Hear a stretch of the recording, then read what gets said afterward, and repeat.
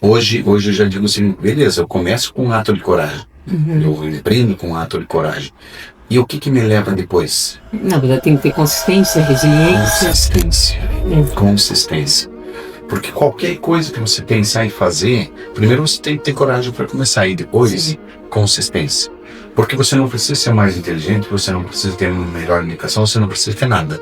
Agora, se você não tem um ato de coragem e a consistência para continuar, perseverar, invariavelmente, num período de 5, 10, 15, 20 anos, você vai chegar onde é que tu quer chegar. Pela consistência. O exemplo que a Ana sempre traz, não adianta ir um dia na academia, não vai resolver. Agora vai consistentemente. Um dia, outro mês. Você olha no espelho um ano depois. Aconteceu um milagre. Por quê? Pelo esforço, não pela consistência. Todos os dias você estava lá, né? Todos os dias, É por isso que esse é um assunto muito interessante, que eu acho, porque eu particularmente estudei muito isso. Se me pedir, eu acho que eu li tudo que eu podia ter lido sobre. Tem ali aqueles lá, que eles são os principais, que eles são os meus. Os outros todos podem pegar e passar tudo. Esses são meus. Esses eu não empresto, porque esses são os meus pilares. E começou com Napoleão Hill. Na verdade começou com Joseph Morphy. E tudo na vida tem um motivo, né? E começou com Joseph Morphy quando eu saí do seminário. Aí um amigo me interessou um livro, Poder Subconsciente.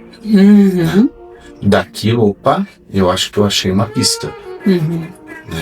E daí indo na aula toda noite lá em 13 de Maio, estudava no Monteiro Lobato.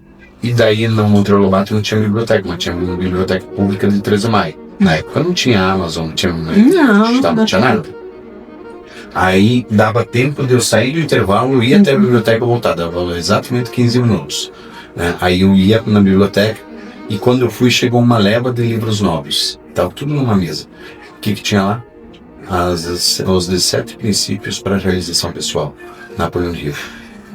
Foi o teu primeiro contato? Primeiro contato. Peguei esse livro, só que era emprestado da biblioteca.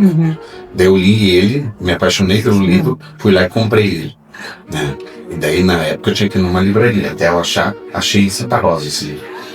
E tenho até hoje. Então, primeiro, Tu tens esse livro? Quantos anos tu tinhas? Eu tinha 18. Isso já faz 30 anos. Olha, que legal. Por isso eu digo, esses são meus, eu pode olhar, mas não empresto porque eu não sei. É como se fosse um amuleto. Esses são os meus pilares. São as minhas bases. Começando por Joseph Morphy, o poder do subconsciente, o poder está na mente, e os princípios que te levam onde é que tu quiser chegar. Se você conseguir entender que existem princípios que regem uma relação, que regem uma persistência, coragem, para conseguir chegar onde tu quer chegar. Pela consistência. Hoje eu adicionaria lá no Abini um ato de coragem seguido de uma consistência. A consistência e o compromisso, né? Eu falo muito na mentoria que eu estou dando, eu falo muito da escada da postura. Na escala da postura você tem, alguns degraus aí. O primeiro deles é a reclamação, que esse é o degrau que ninguém deveria estar. Depois a justificativa, que é o segundo degrau. Tu começa a justificar, mas aí tu sempre acha culpados por aquilo que tu faz. Questionamento, tu já começa a subir um degrau, que aí tu começa a olhar para as coisas e se perguntar, o que aconteceu aqui, por que isso deu errado, como que eu resolvo esse problema. Aí tu vai para um quarto degrau, que é a proposta. Aí tu começa a propor, o que eu posso fazer para resolver isso, mas também só propor não adianta, tu tem que agir, que é o quinto degrau.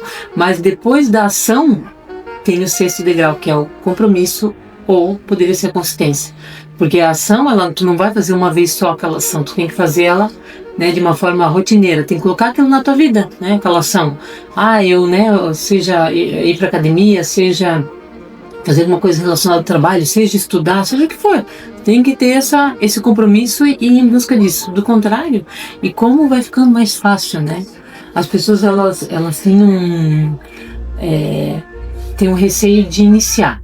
Eu acho que o início, a inércia, ela é difícil tu sair da inércia, Tu segura ali o negócio, é o medo, é culpa, uma série de sentimentos ali que se misturam, mas a partir do momento que ela sai da inércia, tu passar de um estágio pro próximo, tu passa um estágio, tu fala, poxa, eu consegui.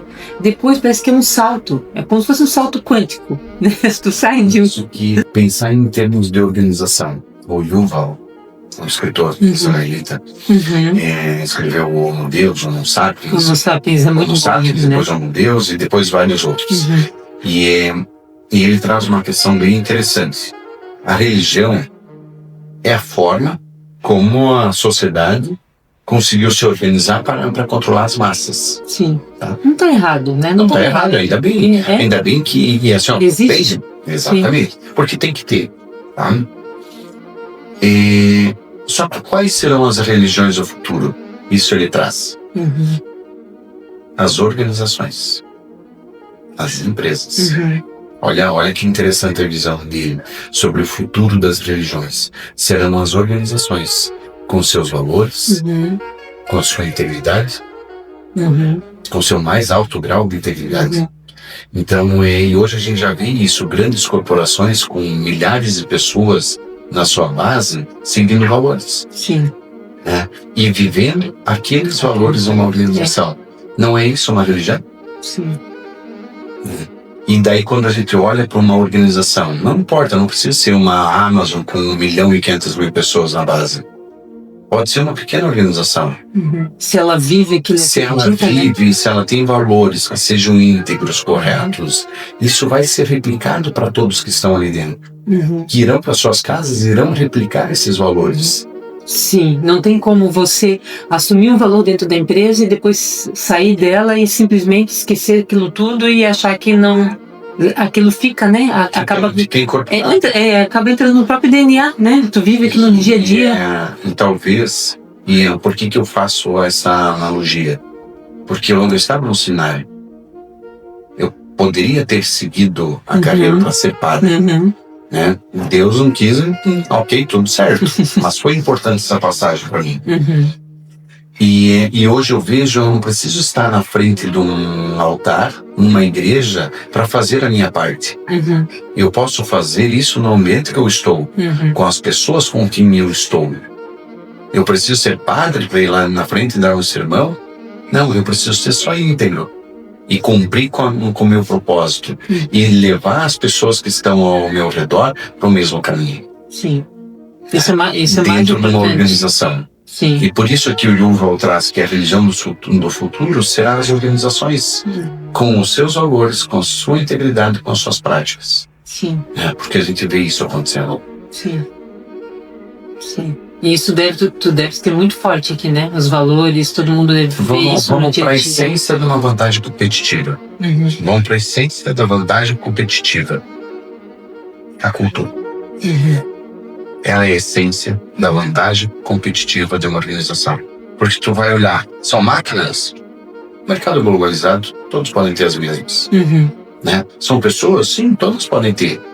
Porque é só contratar. Não é isso. É a cultura que a organização carrega consigo. Essa é a grande vantagem competitiva. Essa é o âmago da vantagem competitiva. Porque de acordo com a cultura da organização, ela vai num ritmo ou vai em outro ritmo. De acordo com a cultura que está aí. Sim, não, tens toda razão. Eu vivi isso muito nas indústrias, né? Que eu trabalhei em indústria farmacêutica grande. E a gente tinha isso assim de uma forma muito...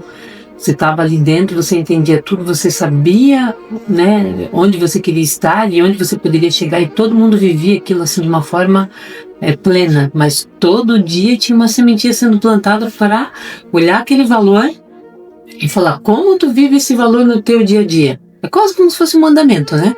É um mandamento. É um mandamento, só que, né, dentro da corporação. Como tu aplica aquilo, né?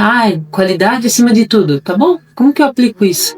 Que tipo de cuidado que eu tenho que ter aqui no meu ambiente de trabalho para ser qualidade acima de tudo, né? Esse é um exemplo. Tem razão? E quando você incorpora isso, você consegue viver de uma forma diferente fora? Não. Porque você vive aqui. Você vive na tua casa, você vai viver segurança em casa. Se você vive qualidade, você vai viver qualidade em casa. Sim. Se você vive foco em resultado, você vive esse foco em resultado onde é que você estiver. Sim. Passa a ser os mandamentos. Sim. De novo, por isso que a religião do futuro será as organizações, com seus valores, com sua cultura, que é a grande vantagem competitiva. Nós estamos aqui hoje no Antes do Brinde, que é um programa de entrevistas onde eu entrevisto pessoas de sucesso aqui da nossa região, empreendedores que fizeram a diferença. E por que Antes do Brinde? Porque são pessoas que tiveram toda uma trajetória, uma caminhada para chegar onde estão. Vocês sabem que eu sou mentora e palestrante, eu falo sobre ambição, poder consciente, e a ambição, ela te dá um caminho, ela te dá um norte, e a ambição não é ganância. A ambição é você ter direção para chegar onde você quer. E a ambição é ter virtude. É uma virtude que traz para você um direcionamento, que traz para você uma nova visão e faz com que você haja. E aí eu escolho estar perto de pessoas que também têm ambição, e hoje eu estou aqui com meu amigo Luiz Carlos Schneider, da SP Capital, que ele é uma biblioteca viva aqui, especialmente falando de assuntos não só relacionados à parte do empreendedorismo, mas outros temas de desenvolvimento pessoal. E Luiz, eu gostaria que você falasse um pouquinho de você. Você é empreendedor de sucesso da nossa região, aqui da SP Capital. Você é gaúcho, você também é ex-seminarista. Conta um pouquinho da tua trajetória até você chegar aqui. Na verdade, me sinto lisonjeado.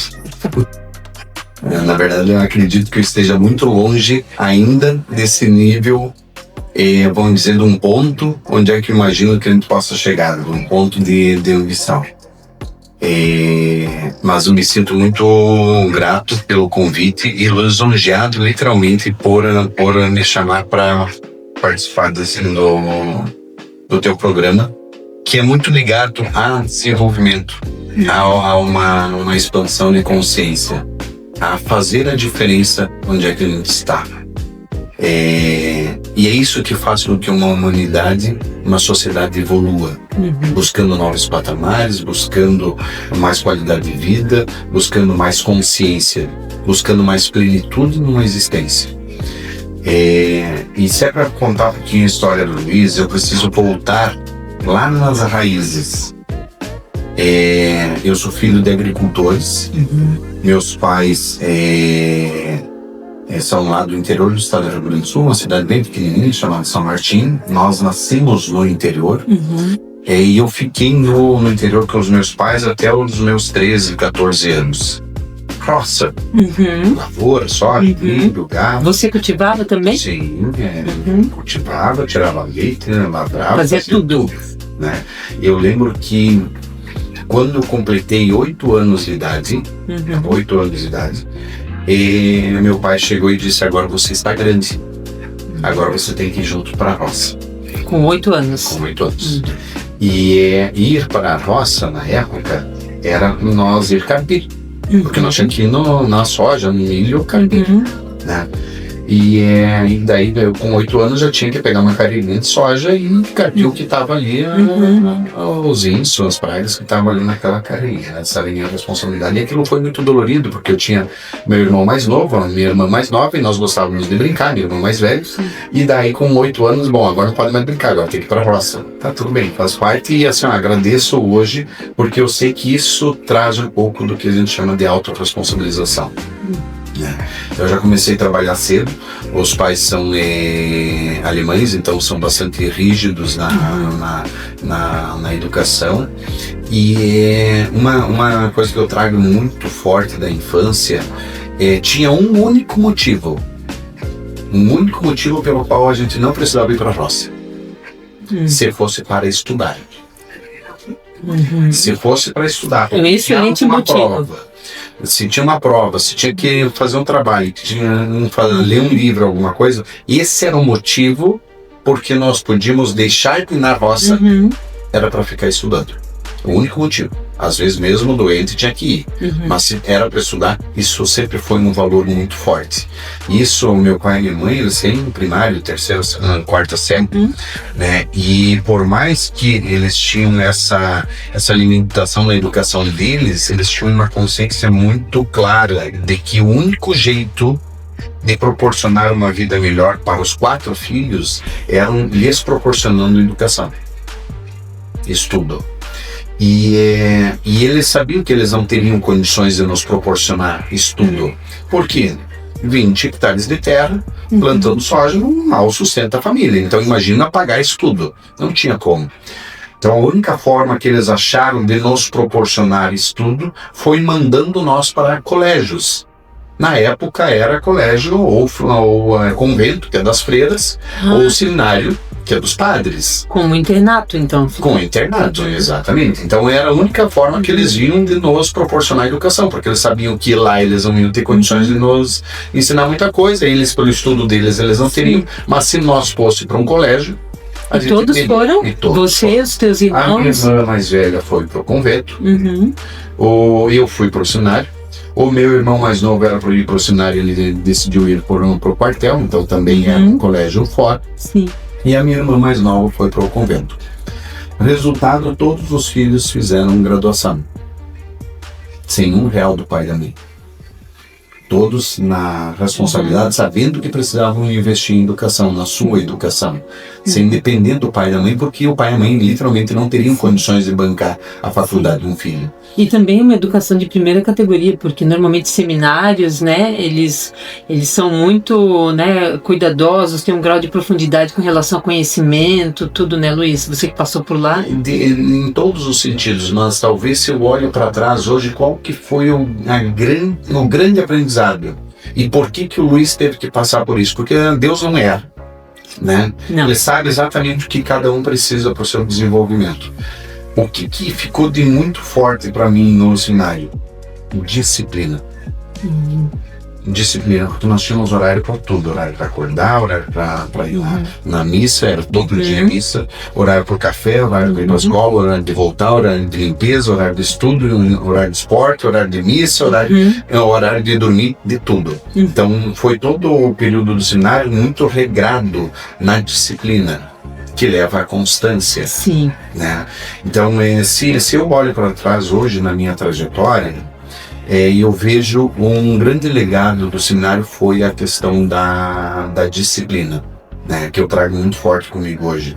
E também a espiritualidade, o olhar para dentro, ou se conectar com algo superior a nós. Então isso foi uma passagem assim, que com certeza o Luiz não seria o Luiz que está aqui hoje falando se não tivesse passado por essa fase que foi a fase do seminário. E na época foi muito estranho porque nós nem tinha pensado nisso. E daí eu sei que eu fui um dia de manhã na escola, uma manhã, e o meu primo, o Laerte, ele falou, não, eu vou ir pro seminário. Eu cheguei em casa e falei, mãe, o Laerte vai pro seminário. Tá bom, tu vai também. Outro dia fomos no seminário, olha, aqui que vocês vão ir, tchau. Tava resolvido. Decisão rápida. Tava no seminário. Na época não tinha telefone, mas era um telefone fixo. Né? Não tinha celular, não tinha nada. Largaram nós lá e se vira. Né? Mas foi uma passagem muito interessante. Eu lembro do seminário com muita nostalgia, porque assim, imagina, é tudo guri, tudo meninos de 14, 15, 16 anos, alguns 17 anos, né? E numa turma, nós éramos em 63, um maior, e assim, eu digo que eu fiz estoque de risadas para toda a vida. Porque é muito divertido, né? É engraçado até você contar isso, né? Porque o seminário a gente pensa naquela rigidez, regra, né? A própria disciplina. E aí você fala que você teve uma experiência boa, assim, né? Cômica até. Muito divertida, porque assim, não tem. Você tá com uma turma grande ali, convivendo todo dia, cada hora sai alguma coisa que a gente, assim, chega a doer as costelas de tanto dar risada. E isso, nós brincava lá, que a gente estocou risada por uma vida toda. Então foi muito divertido esse período do seminário. E trouxe muito da disciplina, que acaba depois carregando pro resto da vida, na verdade, como um princípio de vida. E depois do seminário, eu fiquei 3 anos no seminário, depois era para ir para Curitiba, eu acabei saindo. Aí eu volto para a minha cidade, não mais no interior, porque Deus, meus pais já, eles sabiam que precisavam também dar condições de nós ir para a faculdade. Se nós morássemos no interior não teria como, então eles se mudaram para a cidade, para poder a minha irmã ir para a faculdade todo dia, senão ela não teria onde é que ficar. Daí eu volto, daí os pais já estão morando na cidade, eu começo a trabalhar. Começo a trabalhar num escritório. E daí, dali é a única oportunidade que eu tinha, né? A única chance, né? Isso eu trago. Eu lembro que a última vez que eu pedi dinheiro para o meu pai foi quando eu comecei a trabalhar. Eu não tinha dinheiro, porque tinha voltado do seminário, e eu precisava de dinheiro para comprar um cinto. Tem até hoje o cinto guardado. Mas foi a última vez que eu pedi 10 reais para comprar um cinto. Né? E eu prometi para mim que eu nunca mais pediria dinheiro. Isso foi que ano? Isso foi em 2000. E eu comecei a trabalhar dia 18 de janeiro de 2000. Né? E quando você não tem uma segunda opção, é aquela história de queimar os barcos, você só tem ela. Era a única opção que eu tinha. Então eu comecei a trabalhar no escritório, só que daí não era trabalhar no escritório, era entrar no escritório às 7 da manhã, sair à meia-noite. Porque eu sabia que se eu queria prosperar na vida, eu precisava me destacar de alguma forma. Em casa eu não ia conseguir fazer isso, né? Agora, trabalhando, eu conseguiria. E daí eu começo a trabalhar e começo a fazer já o curso técnico em contabilidade, depois eu vou para a faculdade. E eu trago para mim uma questão muito, muito forte, porque quando eu comecei a trabalhar, trazendo essa questão da educação que os pais já tinham deixado como um legado, que a educação em primeiro lugar, estudo, e por muitos anos eu literalmente gastava tudo. Ou em faculdade, ou em curso, ou em livro. Você não colocou esforços para... Nunca economizei R$1, até hoje não economizo. Você pôr para a educação, é o único lugar que não tem orçamento. A gente pensa muito parecido também. É o único item que é assim, ó, não tem preço. O valor que tiver, eu vou pagar. O livro que tiver, eu vou comprar. Porque nesse item não tem economia. Né? E eu sei que por muitos anos, tudo que eu ganhava, eu gastava em educação, porque pagava faculdade. Né? E quando na faculdade ainda daí tinha que pagar transporte, tinha que pagar alimentação, e tudo ia para isso. Né? Até que chegou um momento que eu já não conseguia mais gastar tudo, porque daí eu já tinha mudado de nível. Mas por quê? Porque foi todo um investimento em educação. Né? E daí antes nós comentávamos sobre alguns livros que são pilares. Quando eu estava no curso técnico, tinha voltado do seminário, um dia eu fui visitar nesse colega de seminário, o Jean Golintin, e ele me deu de presente um livro, O Poder do Subconsciente, Joseph Murphy. Né? E eu sei que aquele livro ele dizia que ele tinha que ser lido pelo menos uma vez a cada 6 meses. Eu li 18 vezes. Mesmo livro. Você decorou o livro então? Eu decorei. Consegue fazer alguma citação pra gente? Sou uma fonte inesgotável de riqueza, o dinheiro vem a mim, avalanche de abundância, eu gasto alegremente, ele volta bem multiplicado inúmeras vezes. Sou capaz de realizar tudo através do poder de Deus, que me fortalece, orienta, controla e dirige. Sei que alcançarei o objetivo que me é mostrado por minha visão. Volto-me agora com fé e confiança para a inteligência infinita que está dentro de mim, sabendo que sou dirigido por uma compulsão divina para ser bem-sucedido. Que bonito. Não, tá maravilhoso. Maravilhoso. Eu preciso ler 18 vezes o livro para poder decorar também. Eu não consegui. Eu literalmente decorei o livro. Com certeza, com certeza. Qual livro que é? O Poder do Subconsciente, Joseph Murphy. Que se tu consegue controlar a mente, quando você consegue entender como é que ela funciona, você consegue direcionar muita coisa. E junto com esse livro, depois, eu chego num segundo livro, e nada é por acaso. Eu passava literalmente segunda a segunda dentro do escritório, e daí quando eu cansava eu ia ler um livro. E daí o segundo livro que me chegou na mão foi o Napoleon Hill, Os 17 Princípios da Realização Pessoal, Napoleon Hill. E daí aquele livro também decorei e resumi ele. Eu tenho os resumos de todos os livros até hoje. Terceiro livro é O Pai Rico, Pai Pobre. Chega chique. Né? Investir em ativos, ativos que rendem. né? Então são vários, e que eu falei, eu tenho uma lista ali de livros que foram pilares para minha vida, que foram assim, ó, que, bom, é esse o caminho, então é isso que eu vou seguir. Só que parece ser muito fácil, né? Eu vou ler um livro e tá tudo certo. Não, porque se você não tiver consistência, primeiro precisa um ato de coragem para agir, mas depois eu preciso ser seguido de consistência. Porque se eu não tiver consistência, eu leio uma vez o livro, eu leio o livro e eu desisto. E eu não levo aquilo adiante. Agora, quando eu fizer isso consistentemente, seguir o que eu aprendi, colocar isso na prática, invariavelmente você fazendo consistentemente qualquer coisa que você queira fazer na vida, em 5, 10, 15, 20 anos, você não tem como não ser uma referência mundial naquele assunto que você definiu seguir. Né? Mas isso se dá não por um ato isolado, não por um único ato de coragem, mas por um ato de coragem seguido de uma consistência que não tem quem segure. Porque eu acho que a gente tem que acreditar muito, né? Aquilo tem que, né, bater no nosso coração e falar, é isso que eu quero fazer, tem que ser um estado de consciência. E quando eu falo do projeto da Academia de Expansão da Consciência do Padre Carlos, é sobre isso. Você tem que incorporar isso como uma consciência sua.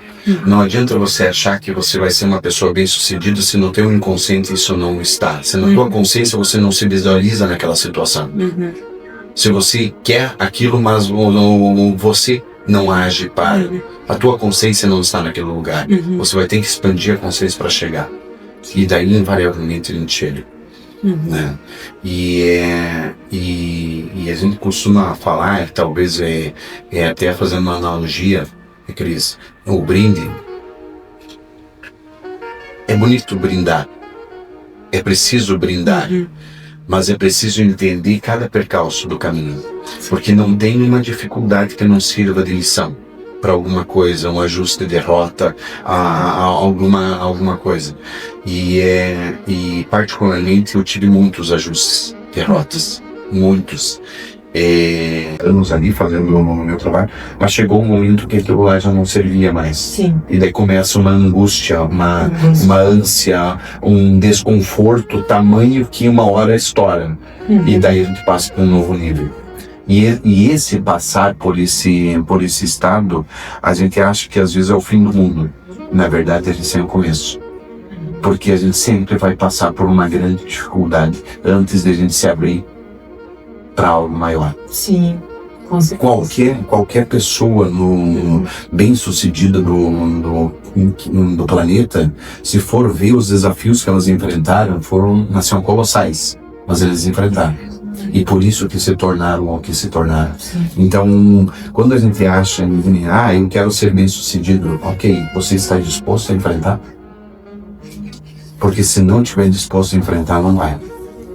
Porque vai ter que enfrentar um monte de dificuldades, tem que estar aberto e disposto a enfrentá-las. Sim, até tocando nesse assunto, eu queria te fazer uma pergunta aqui, que é o que dentro dessa tua trajetória que as pessoas acham que foi fácil, mas não foi, que foi muito difícil? Acho que tudo. Mas é algo que você pode pontuar assim? Hoje a gente olha e acha que é fácil.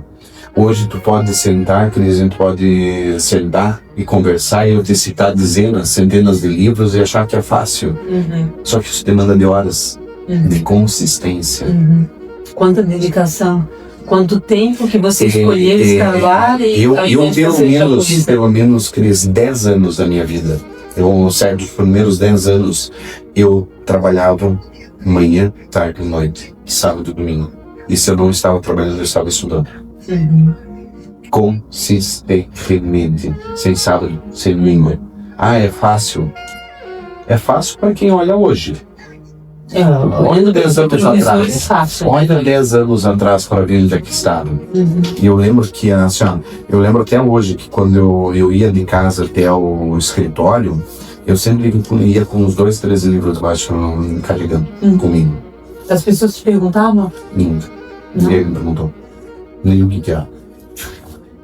E na verdade ainda olhavam com um certo grau de olhar de rejeição. E eu me sentia rejeitado porque eu estava não era o meu lugar. Não, exatamente. Né? E mesmo assim eu não sabia porquê, mas eu sentia que não era, e eu não sabia porquê. Mas aí o universo coloca as pessoas no lugar certo, na hora certa. Né? E tudo acontece da forma como tem que ser. Né? E chega um momento que chega oportunidades que te levam para um novo desafio. Aí entra uma questão muito importante que eu vejo, Cris, que é assim, a gente estar disposto e aberto para trabalhar com aquilo que a gente não tem planejado. Porque se seguir exatamente o que a gente está planejando, o que a gente tem planejado para nós, a nossa visão é muito curta e muito míope. Então a gente precisa, sim, saber para onde é que a gente quer ir. Ter uma direção. Por isso que eu não gosto de ser preciso. Eu gosto de ter grandes marcos. E marcos grandes mesmo, mas sem necessariamente dizer como que eu vou chegar lá. Mas eu sei que eu quero chegar. Como o universo vai dar um jeito de me levar até lá. Agora, se eu digo que eu quero chegar lá, mas quero chegar assim, assim, assim, assado, que margem eu tenho para ajustar o N? Eu não tenho, eu preciso ter maleabilidade, eu preciso ter adaptabilidade para ajustar o que eu preciso ajustar para chegar no objetivo. Eu preciso ter um ponto onde é que eu quero chegar, mas não exatamente a rota, porque eu não sei, eu não tenho controle sobre a rota, eu não tenho controle sobre fatores externos, então eu preciso ter adaptabilidade para me ajustar no meio do caminho para o que for necessário. Eu sei que eu ainda estou no caminho, eu estou a 5% de onde é que eu quero chegar, eu como Luiz, mas eu sei que eu estou no caminho, eu sei onde é que eu quero chegar. Se eu sei o caminho, se eu sei onde é que eu quero chegar, solta. Tu vai se adaptando. Deixa o universo te conduzir. Porque aquilo que você acha que é um grande problema, normalmente é uma grande oportunidade. Então, a capacidade de ter adaptabilidade também é extremamente importante. Agora, o que adianta dar adaptabilidade se você não tem o teu ponto de chegada? Se você não tem o destino onde é que você quer chegar? Aí você se torna adaptável e vai para aquele lado, menos para o lugar que você tem que ir. Então tem que ter um ponto de chegada. Eu quero chegar lá. Até quando? Até tal ano. Ok, tá muito claro. Isso o livro do Poder do Subconsciente traz muito claro. Napoleão Hill traz muito claro. Onde é que eu quero chegar? Pelo amor de Deus, marque o ponto de chegada. Onde é que é? E solte. Porque o universo vai te levar lá.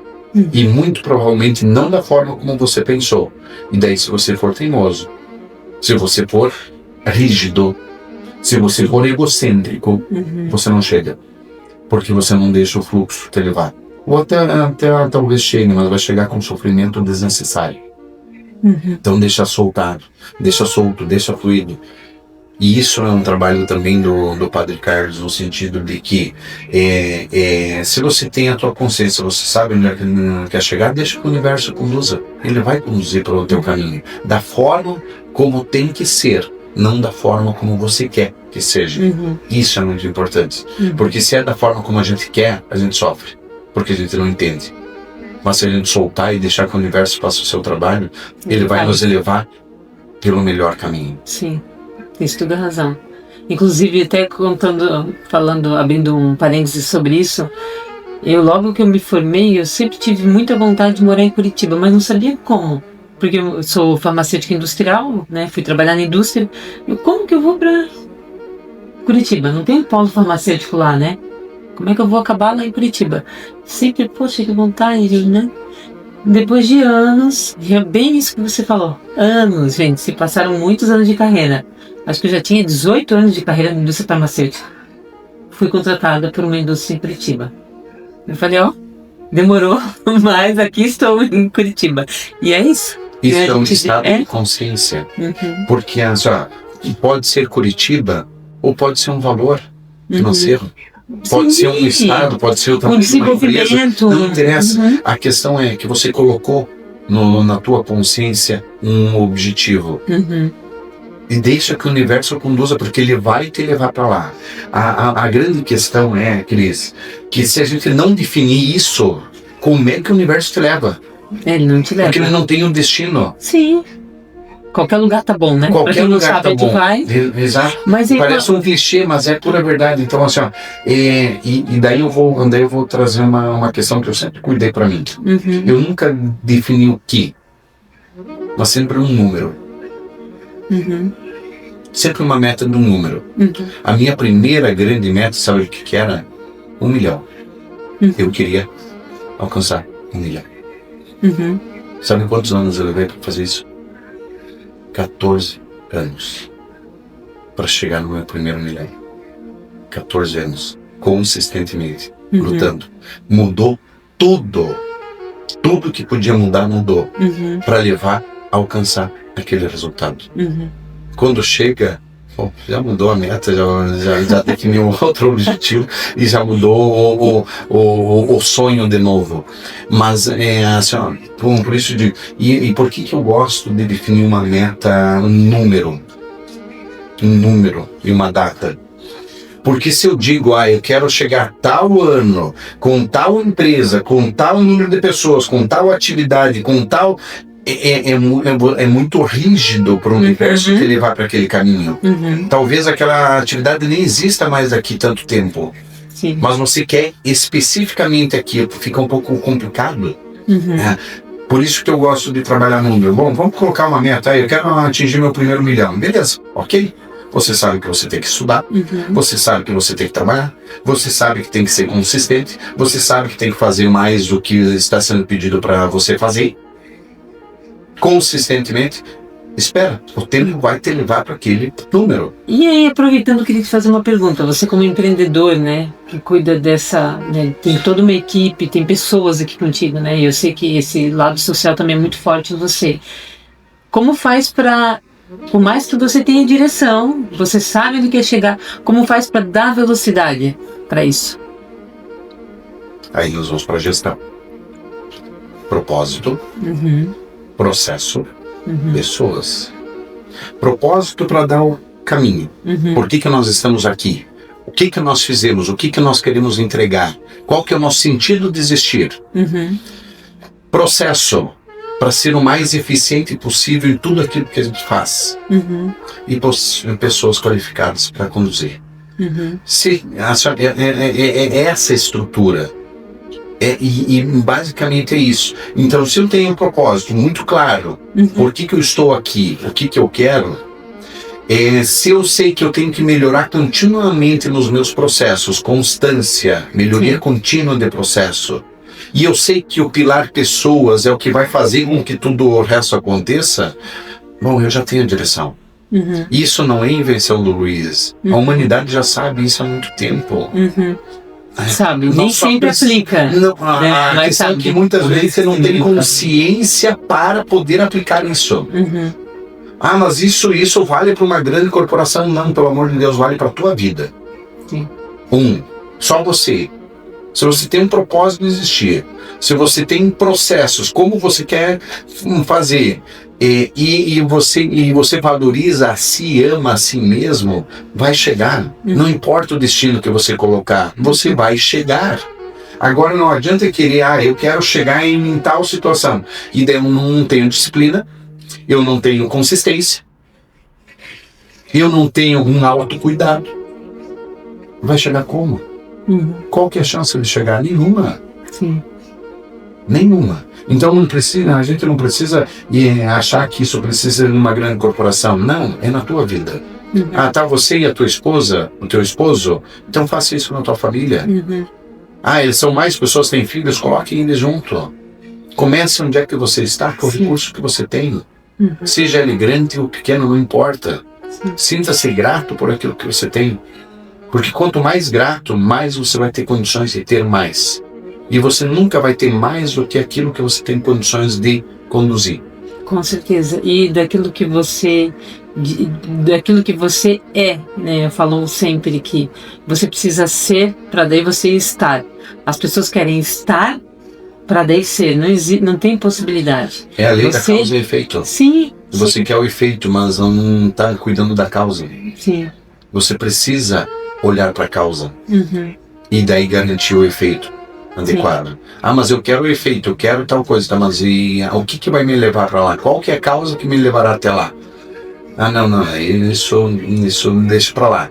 Não, é olhar a causa que vai te levar ao efeito que você deseja. E me diz uma coisa, tem algo que você fez ou fazia, né, de uma forma constante ou consistente no passado que hoje, por exemplo, já não cabe mais, que você, o Luiz de hoje, não faria mais? Muitos. Algumas situações que não cabe mais a mim fazer. E principalmente isso está no gerenciamento do tempo. Né? Que à medida que a gente vai ficando um pouquinho mais velho, vamos dizer, um pouquinho mais experiente, você começa a filtrar o que te toma tempo. Porque se você não tiver o controle sobre o teu tempo e todos interferirem e tomarem o teu tempo, você não vai chegar. Então eu tenho que ter um alto poder de gerenciamento do meu tempo. Eu sabia, me mandaram um WhatsApp, ok. No tempo certo eu vou responder, mas será no meu tempo, não no tempo do outro. Quem gerencia o meu tempo sou eu, e não o outro. Quem gerencia o meu tempo sou eu, não o WhatsApp. Quem gerencia o meu tempo sou eu, não terceiros. Eu preciso ter um autocontrole do meu tempo. E se me pediam um tempo atrás, meu Deus, qualquer um pediu alguma coisa, eu largava tudo para correr atender o que alguém tinha me pedido. Espera aí, ok, no meu tempo eu vou te atender. Mas vai ser no meu gerenciamento, porque senão ele te vire apagando incêndio e cuidando do tempo dos outros. Então isso é uma coisa que é difícil trabalhar com isso. E é difícil o peso que fica com ele. Eu não respondi o WhatsApp, beleza? Vai ser respondido. Mas tem que ter um tratamento emocional bastante para a gente não se sentir culpado com isso. Eu posso falar que você aprendeu a gerenciar o não também? Muito. O não é muito mais importante que o sim. O sim todo mundo diz. A questão é dizer não. É você dizer isso faz sentido, isso não faz sentido. E não tem problema nenhum, ninguém vai ficar bravo, ninguém vai ganhar nada. Se você for claro, direto, íntegro, dizer não, isso aqui não me interessa, isso aqui não é comigo. Isso aqui não é eu que vou resolver. Não, eu acho bem importante a gente falar isso também para nossa audiência, porque as pessoas têm que entender que conforme você vai subindo, conforme você vai prosperando, não só financeiramente, mas dentro do relacionamento da tua vida, você tem que saber dizer não.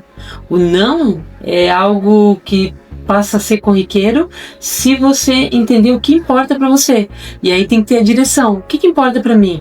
A partir das 19 horas é estar com a família. Então o telefone, ele deixa de ser uma ferramenta de trabalho, ela é colocada de lado para eu ficar aqui com a família, com os meus filhos, né?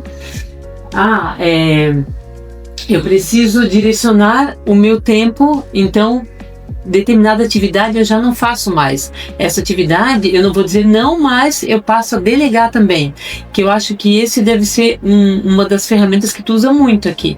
Fala um pouco de delegar aqui, como é que tu trata disso, como tu gerencia? Propósito, processo, pessoas, tá?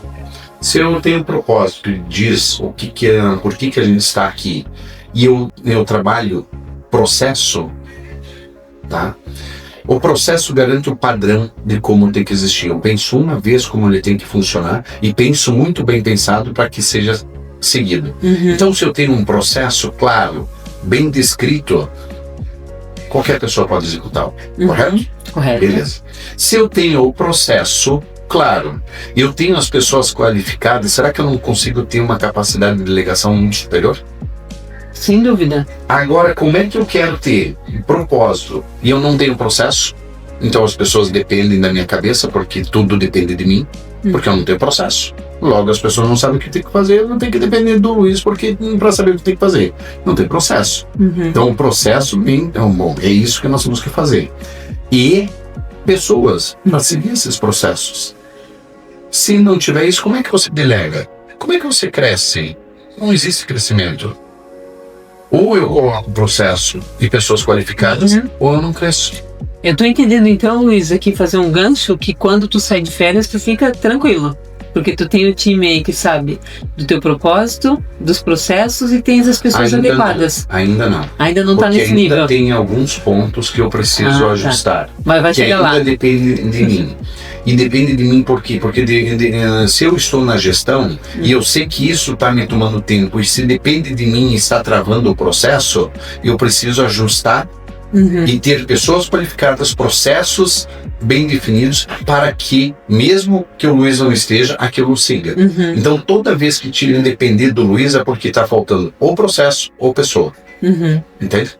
Ainda está chegando nesse estágio. Ainda tem pelo menos 2 pontos que eu preciso trabalhar, que é 2 times que eu preciso desenvolver, 2 áreas que eu estou criando, para que quando eu tiver essas 2 áreas maduras, 2 demandas que me tomam o meu tempo hoje, e é o motivo de eu estar aqui, eu consiga delegar. E no momento que eu conseguir fazer isso à altura do que eu acho que tem que ser, eu vou conseguir delegar. E daí, a princípio, não vai mais precisar do Luiz aqui? Vai. Porque isso sempre precisa. Não, é sempre importante também. Mas a empresa ela não pode ficar preso ao seu gestor. E por que muitas vezes as empresas não crescem? Porque o gestor não cresce. Maxwell, numa das 21 leis irrefutáveis da liderança, ele traz o seguinte: uma organização não passa da capacidade de gestão dos seus gestores. E não vai transcender nunca. Porque ela vai até o limite da capacidade de gestão. Então, como é que eu expando o crescimento de uma organização? Expandindo a consciência. Começando pelas lideranças. Então, à medida que eu consigo expandir consciência em termos de conhecimento, em conhecimento técnico, em equilíbrio emocional, inteligência emocional e tudo mais, eu consigo fazer com que uma empresa seja um pouquinho maior. Né? Mas ela só vai ir até o limite da capacidade de gestão dos seus gestores. Então, quem não pode nunca parar de estudar? A gestão. Quem nunca pode ser o limite? A gestão. Porque no momento que a gestão parou, todo mundo ficou abaixo dela. E daí a empresa não vai crescer. Sim, tem toda a razão. E me diz uma coisa, quais são os... A gente falou muito dos valores, você já falou de 2, mas quais são os 2 valores assim que você mais carrega hoje? Talvez eu poderia dizer pode ser. Que é a essência do ser humano e que sustenta todos os demais. Tá? Isso não é meu, tá? Eu inventei isso. Isso, se nós for ver na história da humanidade, isso aparece em vários lugares. Tem muito forte num livro chamado A Escola dos Deuses, do Hélio Dama, que ele traz que a essência de um ser humano, a sua plenitude está no seu mais alto grau de integridade. Então, qual que é o principal valor de integridade? Integridade é dizer que sim? Não. A integridade é dizer que não? Não é isso. Integridade é você ser íntegro, puro. Goste ou não goste, você é íntegro. Você não vai fazer nada para prejudicar ninguém. Você está sendo puro, transparente o tempo todo. Quando eu sou puro, transparente e íntegro para comigo, todo o restante do universo se ajusta. E vai para uma grande corporação, pensa uma grande corporação no planeta. Vai para o âmago dela. E olha se lá atrás, naquela cadeira não tem um ser de extrema integridade. Sempre tem.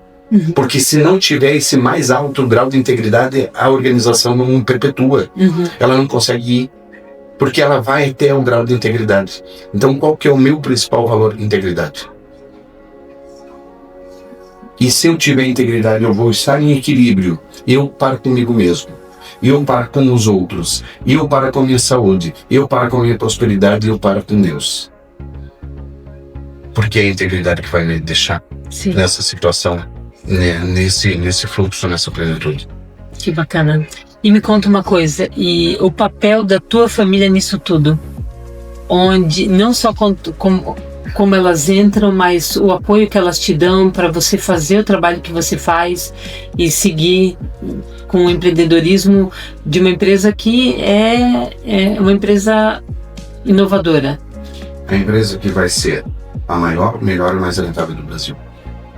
Essa é a nossa visão. É por isso que nós estamos aqui. O papel da família eu não posso olhar, Cris, e te dizer que a família é o que eu tenho hoje: Luiz, pai, esposo, Luciane, mãe, esposa, Sofia e Bela. Mas eu preciso olhar antes. Da onde é que eu vim?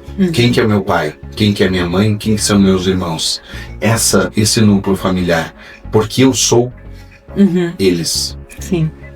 Quem que é meu pai, quem é minha mãe? O meu pai é a família. De onde é que ele veio? Quem que é minha mãe é a família de onde é que ela veio. E eu sou uma aglutinação de tudo isso. Então, quando a gente pensa em família, eu tenho que olhar para antes, para poder olhar para o depois, para olhar para o presente também. E eu tenho assim, uma gratidão muito grande aos meus pais que nos deixaram como exemplo de família, uma família. Pai, mãe, irmãos, todos vivos, graças a Deus. Que alegria. Todos numa harmonia, todos se dão bem. Isso para nós é um exemplo. Eu sei das dificuldades que o meu pai e minha mãe passaram. A gente vivia isso. E eles permanecem juntos até hoje. Por mais que tenham passado por todas as dificuldades. Então essa é a minha referência de família. Sim. Para onde é que eu vou levar a minha família? Para a mesma referência de família. Sim. Um pai, uma mãe presentes, com filhos, voltados com foco em educação, porque foi assim que eu aprendi. Né? É assim que eu trouxe do meu pai e da minha mãe, e é assim que eu incentivo as minhas filhas a estarem estudando constantemente. Né? Por quê? Porque se eu deixar para elas essa estrutura familiar, e se eu ensinar para elas integridade, e se elas conseguirem viver essa consciência, esse estado de consciência, eu preciso me preocupar com o futuro delas? Não, porque eu criei o futuro delas na infância delas. Sim. Porque essa é a referência delas. Agora não adianta eu querer achar que elas vão ser diferentes se eu não me comportar da forma como tem que ser. Se eu não for íntegro, eu quero que elas sejam. Não vai ser. Como é que eu não quero que um dia elas tenham a família delas, que tenham fidelidade, que tenham honestidade, que tenham prosperidade, que tenham saúde, se eu não deixo isso como exemplo na nossa família? Sim. Então o que é família?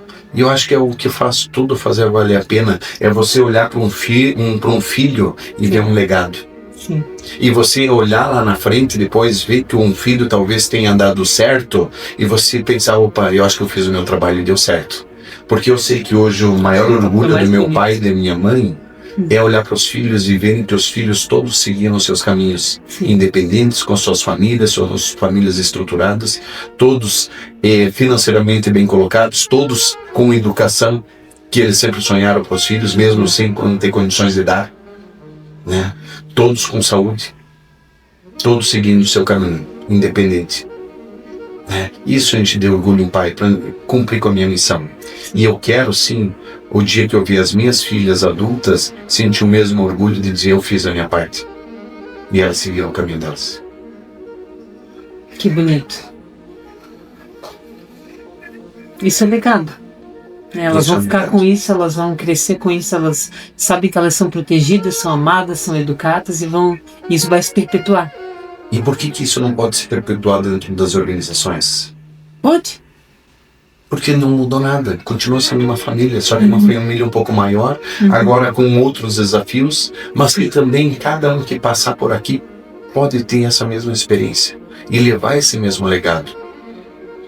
Por isso, de novo, a religião do futuro serão as organizações, com seus valores, com sua cultura, com sua integridade. Sim. E daí a responsabilidade que o empresário tem, o empreendedor tem, conduzindo uma organização. Porque ele está construindo um legado. Sim, sem dúvida. Que bonito. Eu queria terminar aqui para a última pergunta. Você falou tanto, Luiz, tão bem, acho que deixou uma lição de vida aqui para nós, mas para finalizar, o que hoje na sua vida faz você pensar, valeu a pena?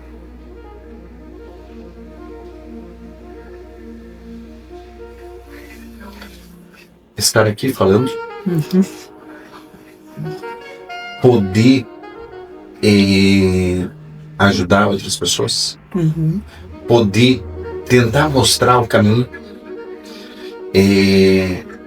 poder fazer com que as pessoas percebam que tudo que elas sonharem, tudo que elas desejarem, se elas tiverem alguns passos, um ato de coragem, um pouquinho de consistência, pode chegar onde é que quiser.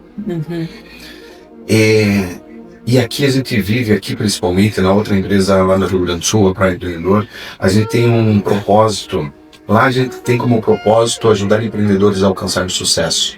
Porque a gente faz com que leve inteligência para dentro das empresas e faça fazer com que elas prosperem e os seus empreendedores tenham sucesso. Porque a gente acredita que toda vez que a gente ajuda um empreendedor, a gente está deixando um legado. Porque o empreendedor é o que vai conduzir uma empresa e que vai carregar o peso nas costas. Sim. E vai gerar receita, vai gerar impostos, vai gerar emprego, vai gerar produção, vai gerar PIB, vai gerar desenvolvimento. Então é quem carrega de fato o país nas costas. Sim. Aqui nós temos como propósito fomentar empresas para o desenvolvimento. Porque a gente acredita que toda vez que a gente acredita um valor a uma organização, nós estamos gerando desenvolvimento. Sim. Por quê? Porque nós estamos acreditando nela e colocando dinheiro de investidores dentro dela. Acreditando. Porque a gente acredita que ela vai gerar emprego, vai gerar renda, vai gerar impostos, vai gerar PIB, vai gerar desenvolvimento. Conseguir fazer isso, fazendo com que as pessoas estejam comprometidas com esse propósito, olhando com um olhar de processo de pessoas qualificadas, fazendo com que isso aconteça de uma forma natural, é olhar para trás, sim, Cris, e ver que, assim, todos aqueles anos de estudo, de trabalho valeu a pena. Que bonito. Que lindo, Luiz, tua trajetória é maravilhosa. Obrigada por conceder essa entrevista aqui. Agora a gente vai para o momento do brinde. Por quê? Porque a gente tem que celebrar e se felicitar com as coisas que aconteceram na nossa vida, né, Luiz? Você contou uma história tão linda aqui da tua trajetória. Eu acho que é importante a gente brindar. E eu queria te perguntar também, te pedir para você dizer uma última frase, assim, para a gente fazer o fechamento desse momento teu de vida, da tua história. Fala pra gente, nos dê uma frase, assim, para a gente levar como lição dessa nossa conversa. Talvez, Cris, não uma frase.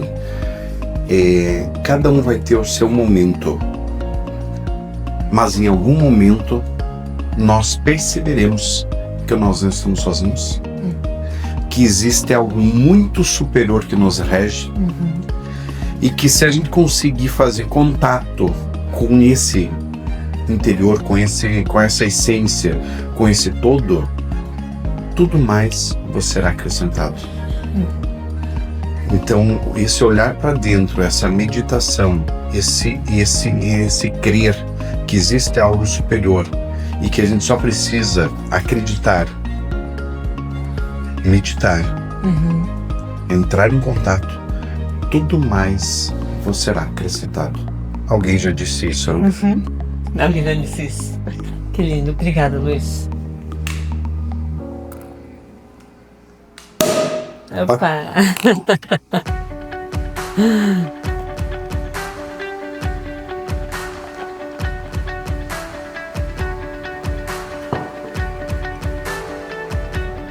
Ambição é um poder consciente, ela faz a gente chegar onde a gente quer.